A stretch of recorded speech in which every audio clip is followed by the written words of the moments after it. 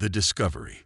The survey ship Horizon drifted through the empty sector, its sensors sweeping the void for valuable mineral deposits. Captain Alina Reyes stood on the bridge, her dark eyes fixed on the main display as stars crawled past.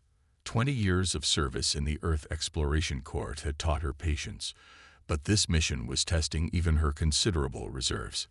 "Anything yet, Marcus?" she asked her science officer, who hunched over his console. Marcus Chen shook his head, fatigue evident in his movements. "Nothing worth reporting, Captain. This sector is as empty as advertised." Elena nodded. The Gamma-9 sector had been officially designated as resource poor by the Galactic Council 50 years ago, which was why the alien races had allowed humans to conduct surveys here. It was a token gesture meant to appease Earth's constant requests for more exploration rights. "Wait," Marcus suddenly straightened, his fingers dancing across his console. "I'm picking up something strange." Large metallic mass, approximately 3 kilometers in length. Elena moved to his station. "Natural formation." "Definitely artificial," Marcus replied, excitement creeping into his voice. "And the configuration. It's human-made, Captain." The bridge fell silent. Human vessels didn't come this far into uncharted space, not anymore. Not since the Treaty of Proxima limited human expansion to a mere dozen star systems, while the alien civilizations of the Galactic Council claimed the rest of the galaxy. "How old?" Elena asked. Marcus studied his readings. "Very old. Pre-treaty era, maybe even from the first expansion." The first expansion, nearly 300 years ago, when humanity first reached for the stars with unbridled ambition before encountering the older, more powerful alien civilizations that would eventually form the Galactic Council, before humans learned their proper place in the cosmic hierarchy. "On screen," Elena ordered. The main display flickered, revealing a massive ship floating silently against the backdrop of stars. Its hull was dark, the metal scared but intact. No running lights, no energy signatures. It appeared completely dormant. "Can you make out any markings?" Lieutenant Kovacs asked from the navigation station. Marcus enhanced the image. "There, on the port side." The screen zoomed in, revealing faded lettering. UES Prometheus. United Earth Ship Prometheus. Elena read aloud. "A warship from the Colonial Defense Fleet. The CDF was disbanded after the treaty," Security Chief Darian remarked. "Their ships were either scrapped or repurposed." Elena studied the derelict vessel. "Apparently not all of them. Prepare a boarding team. I want to know why this ship is here and what condition it's in." 2 hours later, Elena led a team through the airlock connecting the Horizon to the ancient warship. Their helmet lights cut through the darkness of the Prometheus's main corridor, revealing pristine interiors covered only by a fine layer of dust. "Life support is offline, but the hull integrity is at 98%, Marcus reported, checking his scanner. "This ship has been perfectly preserved." "That shouldn't be possible," Engineer Rivera commented. "Even in the vacuum of space, materials degrade over centuries." They made their way deeper into the vessel, passing through corridors large enough to accommodate hundreds of crew members. Unlike the utilitarian design of modern human ships, the Prometheus had been built with a certain grandeur, high ceilings, spacious quarters, and what appeared to be actual recreational facilities. "Our ancestors built ships to last," Darian observed, running his gloved hand along a wall. "Not like the prefabricated modules the Council permits us to use now." Eventually, they reached what appeared to be the bridge, a vast command center with dozens of stations arranged in concentric circles around a central platform. "Try to access the ship's systems," Elena ordered Rivera. "I want to know its history." The engineer approached what seemed to be the main console and brushed away the dust. To everyone's surprise, the panel illuminated at his touch. "It still has power?" Marcus asked incredulously. Before Rivera could respond, the lights throughout the bridge activated, bathing them in soft blue illumination. Displays flickered to life around them. showing ship schematics and status reports. Automatic systems detecting presence, a calm male voice announced, echoing through the bridge. Initiating emergency protocols. Please identify yourselves. Elena stepped forward. This is Captain Elena Reyes of the Earth Exploration Corps vessel Horizon. We are human explorers who discovered this ship abandoned. There was a pause, then, scanning biological signatures. Human DNA confirmed. I am Atlas, Artificial Tactical Logistics and Strategic Systems, assigned to UES Prometheus. The AI is still functional, Marcus whispered in awe. At last, Elena addressed the intelligence. What is your current mission status?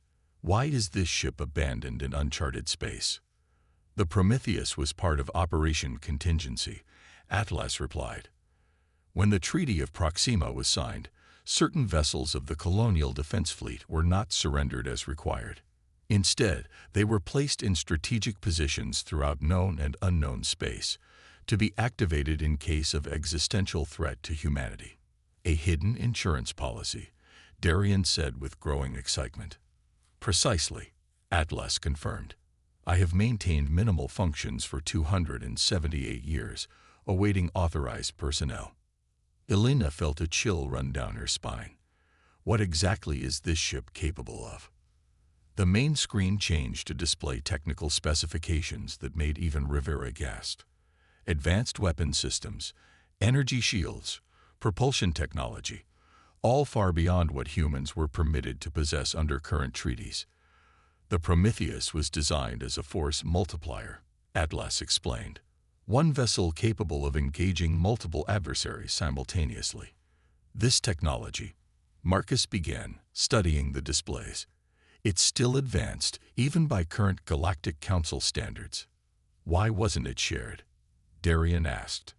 Because the Council wouldn't allow it, Elena realized. They've kept us technologically limited for centuries.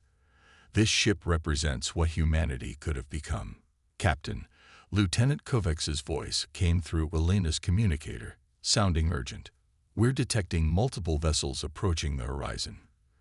Configuration matches Valdari Dominion warships. Everyone on the bridge tensed. The Valdari were the most aggressive species in the Council, always looking for excuses to demonstrate their superiority over lesser races like humans. How many? Elena asked. 3 patrol cruisers. They're demanding to know why we're in this sector without proper authorization. Elena exchanged glances with her crew.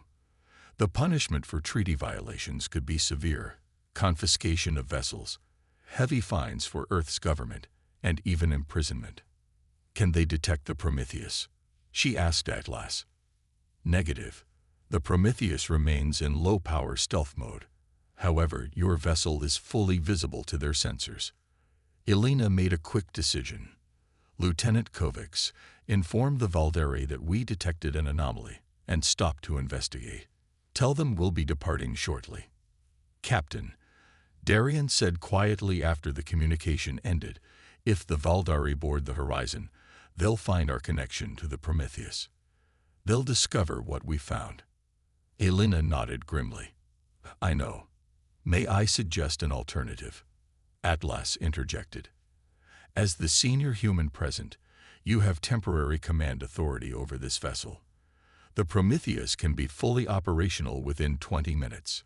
The implication hung in the air. They were standing aboard a powerful warship, one that represented technology humanity wasn't supposed to possess. Are you suggesting we use this ship against the Valdari? Marcus asked, alarmed. That would violate every treaty Earth has signed with the Council. It would also mean war, Rivera added. Elena stared at the main screen, which now showed the approaching Valdari vessels, sleek, predatory ships designed to inspire fear. We need to buy time, she decided. Atlas, prepare minimum systems for operation, but remain in stealth mode. If the Valdari simply check the horizon and leave, we can contact Earth for instructions on how to proceed. And if they don't leave? Darian asked. Elena's expression hardened. Then we do what our ancestors intended. We used the Prometheus to protect humanity's interests. On board the Valdari command ship Merciless Hunter, Commander Varric observed the tiny human vessel with undisguised contempt. His scaled skin glinted under the red lighting of the bridge, four slitted eyes narrowing as he studied the sensor readings.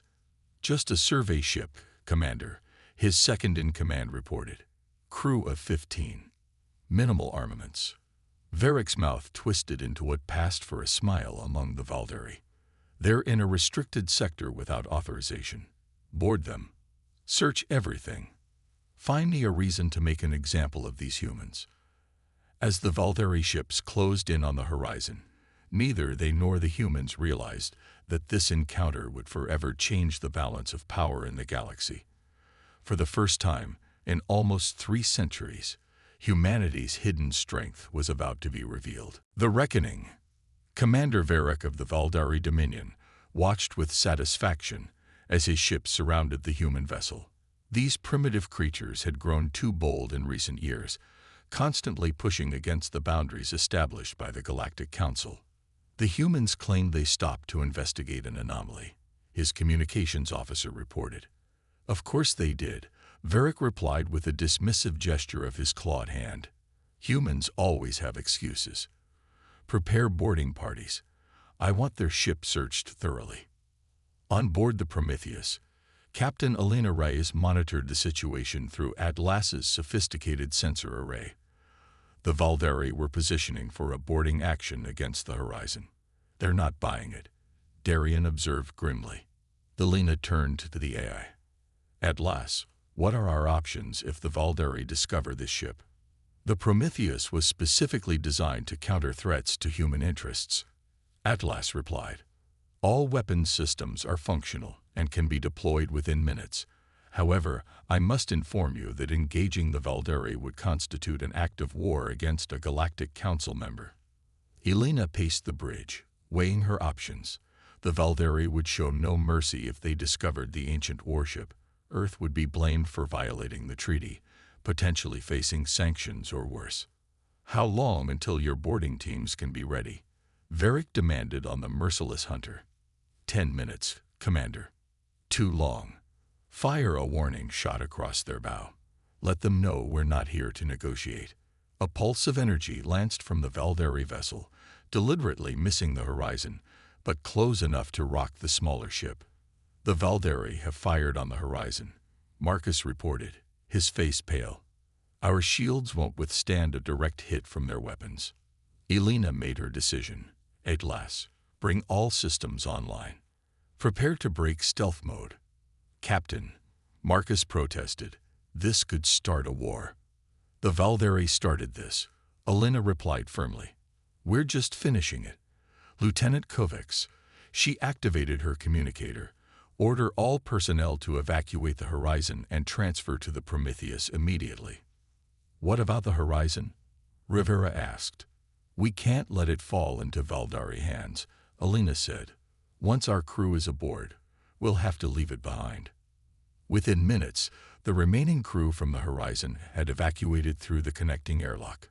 Elena took position on the command platform as Atlas guided her through the ship's activation sequence. "All personnel accounted for," Captain Darian reported. "The horizon has been locked down and its data cores wiped."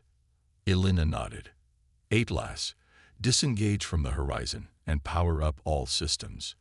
The ancient warship hummed to life, energy coursing through systems that had lain dormant for centuries. Lights blazed across its hull as it pulled away from the smaller vessel. On the Merciless Hunter, alarms blared as sensors detected the massive energy signature suddenly appearing beside the human survey ship. "Commander," the sensor officer cried, "another vessel has appeared. It's enormous." Varric stared in disbelief at the tactical display.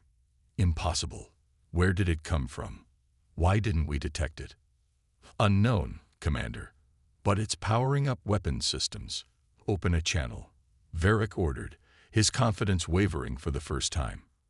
Elena stood tall on the Prometheus's bridge as the Valdari commander's face appeared on the main screen.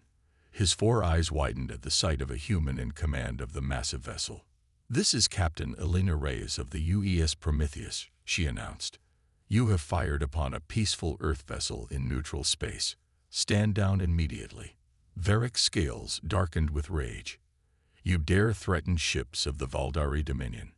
Your primitive vessel, no matter its size, is no match for our technology. Perhaps you should check your sensors again," Elena suggested calmly. Atlas had activated the Prometheus's full array of defensive and offensive systems. Energy readings that had been dormant for centuries now blazed across Valdari scanners. "Commander," the Valdari weapons officer reported, voice trembling, "their energy output exceeds our combined fleet by a factor of 5. Those weapon systems, they're nothing like standard human technology." "Impossible," Varric snarled. "The treaties forbid humans from possessing advanced weaponry." "This ship predates your treaties," Elena informed him. "The Prometheus was built before the Galactic Council decided to limit humanity's development. You have 1 minute to withdraw your forces, or we will demonstrate exactly what this primitive vessel can do." Varric's pride overruled his judgment. "All ships target the human vessel and fire at will." Energy beams lanced from the 3 Valdari cruisers, striking the Prometheus's hull directly. To the alien's shock, the barrage dissipated harmlessly against previously invisible energy shields. "No damage, Captain," Rivera reported with barely contained excitement. "Their weapons can't penetrate our adaptive shielding." Elena's expression remained stern. "Atlas, target their propulsion systems only. Disable, don't destroy." "Acknowledged," the AI responded. The Prometheus's weapon ports opened, releasing pulses of energy unlike anything the Valdari had encountered. The first cruiser's engines shut down instantly, leaving it adrift. The second vessel attempted evasive maneuvers, but suffered the same fate moments later. On the merciless Hunter, systems failed across the ship as a precision strike from the Prometheus cut through their defenses like they didn't exist. "What is happening?" Varric demanded as emergency lighting bathed the bridge in red. "How can they possess such technology?" "All ships disabled, Captain," Atlas reported. "They retain life support, but have lost weapons, propulsion, and communications." Elena opened a channel to all 3 vessels. "Commander Varric, your ships are disabled but your crews are unharmed. Consider this a demonstration of restraint, not weakness. The Prometheus could have destroyed your fleet with minimal effort." Varric's face contorted with fury and fear on the viewscreen. "This violation of the Treaty of Proxima will not stand. The full might of the Galactic Council will descend upon your world for this treachery." "The only treachery here," Elena countered, "is how the Council has suppressed human technological development for centuries while presenting itself as a peacekeeping organization. The Prometheus is evidence of what humanity was capable of 300 years ago. Imagine what we could have become without your interference." The implications of her words hung in the silence that followed. If humans had built ships like the Prometheus 3 centuries ago, what might they have achieved without the Council's restrictions? "Atlas," Elena turned to address the AI. "Establish a secure communication channel with Earth's government. They need to know what we've discovered." As the Prometheus moved away from the disabled Valdari ships, word of the encounter spread rapidly through subspace communications. Within days, the existence of the ancient human warship dominated discussions across the galaxy. On Earth, government officials who had never known about Operation Contingency scrambled to respond. In council chambers, representatives from a dozen alien civilizations demanded explanations and threatened sanctions against humanity. But the balance of power had fundamentally shifted. The Prometheus was just one ship, but its mere existence raised questions about how many other ancient warships might be hidden throughout the galaxy, waiting to be awakened. 2 weeks later, Elena found herself in Earth's capital, standing before the Global Defense Council as they debated humanity's response to the changing political landscape.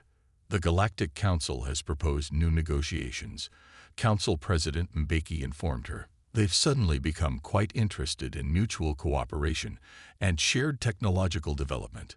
Elena couldn't help but smile. Amazing how the discovery of one old warship can change their perspective. More than one, Mbiki replied, sliding a data tablet toward her. Since your discovery, we've activated locator beacons. There are 6 more Prometheus-class vessels scattered throughout Council space, all in stealth mode, all fully operational. Elena studied the information with growing amazement. Our ancestors planned for this. They knew the Council might not honor the treaties in the long term. They created insurance. Mbeki leaned forward. Captain Rice, we're commissioning a new fleet built around these recovered vessels. Earth is reclaiming its place among the stars, and we want you to lead the effort. As Elena considered the offer, she thought about the strange twist of fate that had led her to discover the Prometheus. For centuries, humanity had been held back, told to be satisfied with a small corner of the galaxy, all because the powerful races of the Council feared what humans might become. Now they would find out. At last, she had asked the AI during their return journey to Earth, why was this ship named Prometheus? In Earth mythology, Prometheus was the Titan who stole fire from the gods and gave it to humanity. Atlas had explained. He was punished for this gift, but humans gained the power to forge their own destiny. Like its namesake, the Prometheus had returned fire to humanity, the fire of independence, of technological advancement, of self-determination, the ship that everyone had ignored, floating silently in the darkness for centuries, had finally fulfilled its purpose, and the galaxy would never be the same.